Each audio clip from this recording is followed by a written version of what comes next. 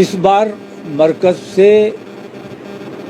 یہ اعلان کیا گیا ہے کہ پورے ہندوستان میں کہیں بھی 12 ربیع الاول کے جلوس میں، عید میلاد النبی کے جلوس میں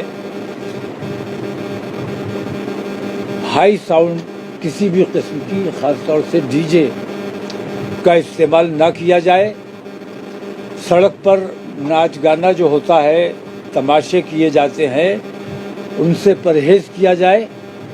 اور ڈی جے پر سخت پابندی لگائی گئی ہے اور تمام انجمنوں سے یہ اپیل کی گئی ہے، بلکہ بریلی شریف کا مرکز اہل سنت کا یہ حکم ہے کہ ڈی جے جو لوگ لائیں ان کو جلوس میں شامل نہ ہونے دیا جائے۔ 12 ربیع الاول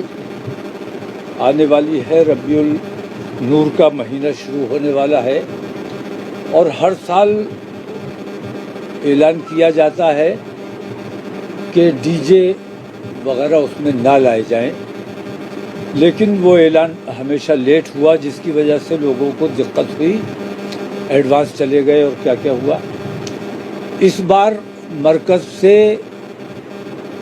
یہ اعلان کیا گیا ہے کہ پورے ہندوستان میں کہیں بھی 12 ربیع الاول کے جلوس میں، عید میلاد النبی کے جلوس میں ہائی ساؤنڈ کسی بھی قسم کی، خاص طور سے ڈی جے کا استعمال نہ کیا جائے۔ سڑک پر ناچ گانا جو ہوتا ہے، تماشے کیے جاتے ہیں، ان سے پرہیز کیا جائے، اور ڈی جے پر سخت پابندی لگائی گئی ہے اور تمام انجمنوں سے یہ اپیل کی گئی ہے،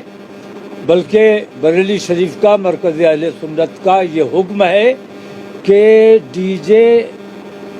جو لوگ لائیں ان کو جلوس میں شامل نہ ہونے دیا جائے۔ یہ قبل از وقت بتا دیا گیا ہے، اس کی حکم عدولی کرنے کے والے کے خلاف سخت کارروائی کی جائے گی۔ باقی آپ لوگ بتائیں۔ اب کارروائی حکم عدولی کس قسم کی ہے اس کے بعد طے ہوگی، اور مرکز طے کرے گا۔